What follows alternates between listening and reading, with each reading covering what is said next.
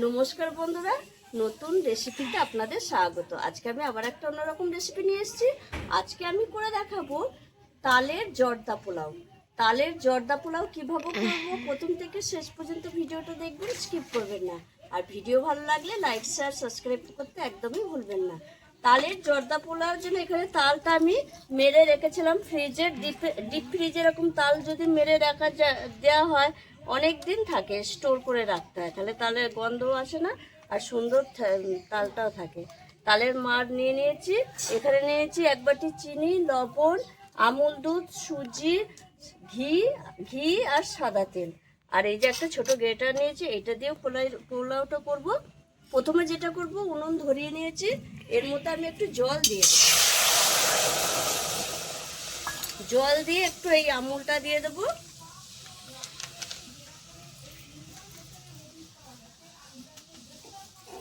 একটু গুলে নেব। এই যে 1 চাকা তালের মাড়, এটা দিয়ে দেবো। এটা আস্তে আস্তে একটু ফুটিয়ে নেব।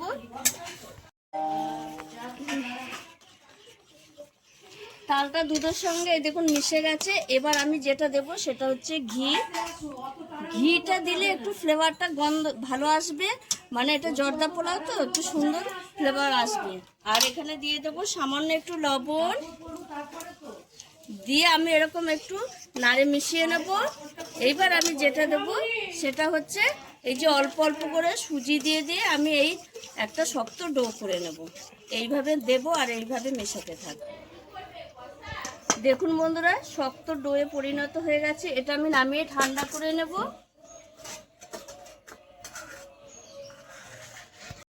এদিকে ঠান্ডা হতে হতে এদিকে আমি একটা চিনির সিরা করে নেব।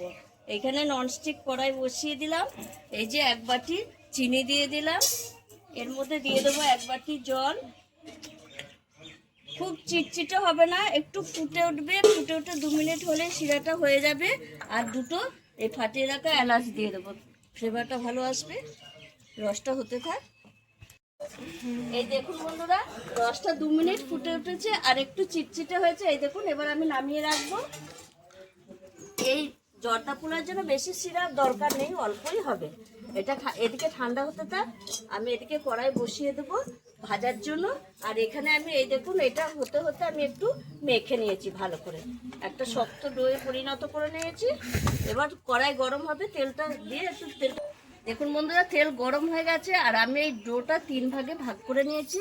আর এই গ্রেটারে একটু সাদা তেল দিয়ে দিয়েছি। এবার আমি এটা গ্রেটার দিয়ে এরকম পোলাওটা ভেজে নিই। এই দেখুন বন্ধুরা, কত সুন্দর করছে।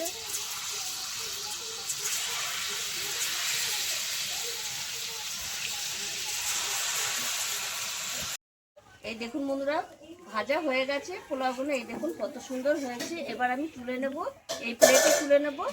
পরে একসঙ্গে ভেজে তারপর আমি রসে দেব। দেখুন বন্ধুরা, সব পোলাও আমার ভাজা হয়ে গেছে। এবার আমি তুলে নেব আর দিয়ে একবারে সরাসরি রসে দিয়ে দেবো। মানে রসটা একটু ঠান্ডা হয়েছে, এটা ঠান্ডা অবস্থাতেই দিতে হবে, তাহলে কিন্তু ভালো রস ঢুকবে।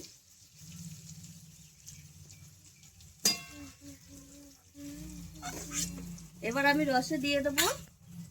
এই দেখুন বন্ধুরা, এগুলো রসে দিয়ে দেবো। আর রসে দিয়ে 1 মিনিট মতো একটু নেড়ে চেড়ে নেব। জাস্ট এরকম একটু নেড়ে চেড়ে নেব, রসটা ঢোকাও অবধি। দেখুন বন্ধুরা, রসে ডুবিয়ে 1 মিনিট রেখেছিলাম, এবার তুলে দেবো। তাহলেই ঝরঝরে হবে পোলাওটা, নাহলে রসে একটু ক্যাতক্যাত করবে। আর রস ঢুকে গেছে, এই দেখুন বন্ধুরা কি সুন্দর। এবার আমি সবকটাই তুলে নেব। তুমি ঘরে যাও তো, চুপ করে। এখনই ওনার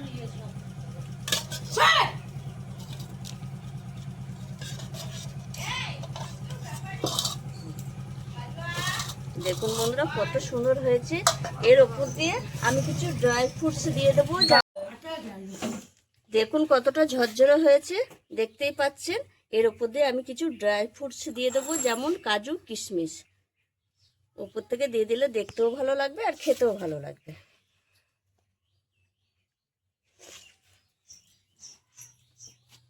কত সুন্দর হয়েছে দেখুন বন্ধুরা।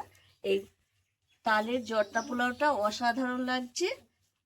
আর দেখেছেন আমার পোষ্য চলে এসছে একদম, কত সুন্দর হয়েছে দেখুন। অসাধারণ লাগে। এই তালের সিজনে আপনারা একবার হলেও এই তালের জর্দা পোলাওটা করে খাবেন, দারুণ লাগবে। আর আমার এই রেসিপিটি যদি আপনাদের ভালো লেগে থাকে তাহলে লাইক করবেন, শেয়ার করবেন, সাবস্ক্রাইব করবেন। আবার দেখাবো আগামী